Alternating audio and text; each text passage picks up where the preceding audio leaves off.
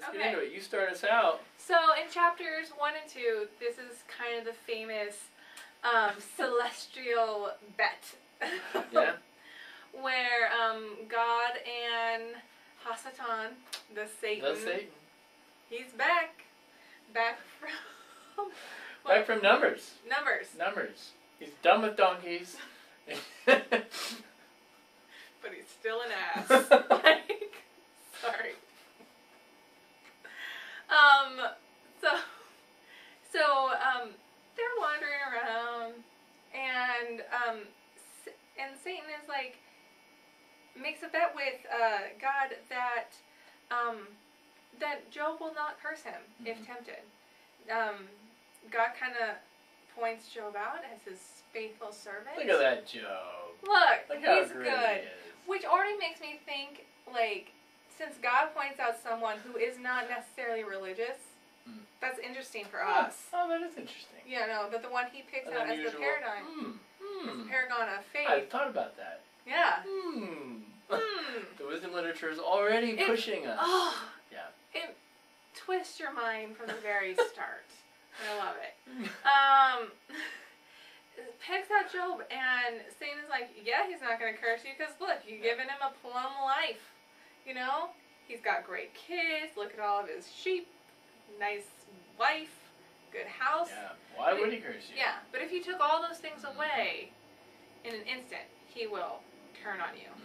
And that is the bet, whether or not Job will curse God. And so chaos ensues. And like the very first chapter is like the worst day ever for Job. He's at a banquet with his family, and he gets like a messenger saying, hey, all of your cattle has been taken by pirates. Arr! I mean, imagine the sound effects. Like land pirates. Ooh, arr! I couldn't think of the right word. Land pirates. Land pirates. And so while he's out Land pirates. while he's out of the house taking the call, the house with all of his kids, we should stop laughing. And the house with all of his children, and everyone collapses. Like in full. And so like in 5 minutes, your wealth, like your job, your livelihood, and your family are taken away. His wife is still around. She is. And she has an interesting look and take on life. Yeah. She's my favorite character in Job, I think. Yes. So she sees this business happen. Her response?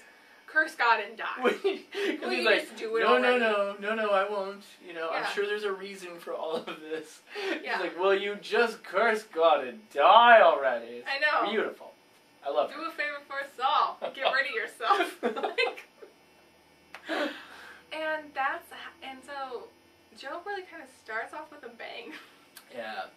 Well, what happens then after that is a series of 3 friends who come to Job. And what is so great about this book is the 3 friends that come to him are the 3 most religious kinds of friends, and you'll still, these friends are still around today. These are the people who will come to you, and something terrible has happened in your life, and they'll say, oh, you know, sweetie, it's okay. I'm sure there's a reason for all of this.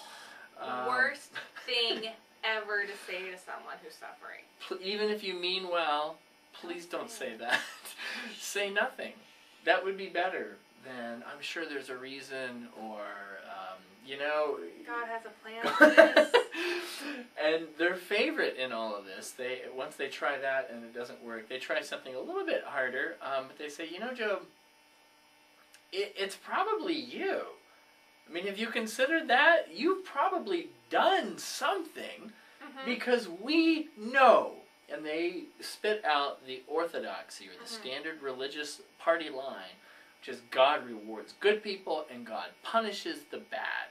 They say, we know that's true. That has to be true. That's our faith. It has to be true. Can't be not true. You know, they are like, and so they keep pushing him, saying, what did you do? What did you do? There must have been something. And he's kind of going, you know, I'm not perfect, but I did nothing to deserve this. Yeah. And Job's right.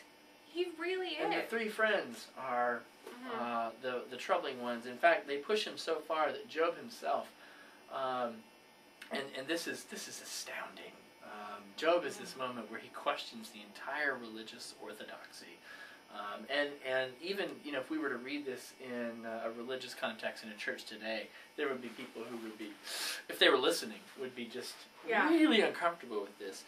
Yeah. This is Job in 21, and he's saying, so God rewards the good and punishes the bad? Really? Because I've been reading the paper, I've been looking around, and he says, this is more like what it is. He says to his friends, why do the wicked live on, reach old age, and grow mighty in power? Why are their children established in their presence, their offspring before their eyes? Their houses are safe from fear. No rod of God is upon them. Their bulls breed without fail. Their cows calve and never miscarry. They send out their little ones like flock, and their children dance around. ... They say to God, the evil, the wicked, they say to God, leave us alone. We don't want to know your ways. What is the Almighty that we should serve him? What profit do we get if we pray to him? And is not, Job says, their prosperity indeed their own achievement? The plans of the wicked are repugnant to me, Job says. But he says that's the way of the world. He's like, I look around and people, these jerks. The Bernie Madoffs. The Bernie Madoffs made off with a lot. I mean, and Madoff got caught, but how many more are out there and aren't? Yeah. And Job says, so you tell me, religious people, how does your God make sense of that?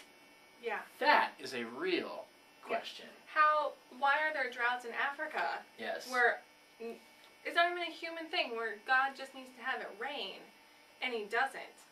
And you could list off a 10 million more. And what we find here, friends, are a very, this is a sober moment. Where we reach upon a place where words really do begin to break down. And every single one of us, you and I and everybody watching, you have had a moment that has been so painful and so twisted that you think, at least in your own heart, how could this really be? Why would God allow this? Yeah. And this is the point that Job, the book of Job, brings us to and wants us to be at, and says, you're not a bad person. You're not faithless. This is what your faith will drive you to ask. This is the faithful question. This is the faithful question. And people of faith wrestle with this. The faithful response is to engage in the pain and in the uncertainty and the questions and the seeming unfairness of it. The non-faithful response is the apathetic response. Well, these three friends. I'm not going to engage. I'm going to say this nice, tidy little thing and hide my hurt in it, And make Job want to hide his hurt. They're so upset with him. In fact, once he finally starts talking like this and speaking the truth, that's when they say, "Oh, see, you're sinning now." Yeah. No wonder this is happening to you, because you're even asking these questions. This is what's been in your heart the whole time. So. And yet we, the readers, know this is not why any of this is happening to him. So we go through all of this. The friends keep coming back. They keep struggling with him, and then we get to the end, and it's a fascinating ending, and it's, I think, uniquely Hebrew in this ending. Yeah. So how does God respond to all this, Nicole? So God comes to Job in a whirlwind. And speaks to Job out of it, and I love it, because for me, I think it's where I kind of have my theological home for issues that don't make any sense to me. And God's response, and it's quite lengthy. It's a couple chapters, so I'll try to sum it up. God says, "And where were you when the stars were stretched out in the heavens? Did you do that? No. I don't think you did. And where were you when the waters were put into their bounds? Where were you when the mountains were formed? Where were you when I breathed life into humanity?" And really putting it into perspective, this is God, this is Job. And the difference between them is immeasurable.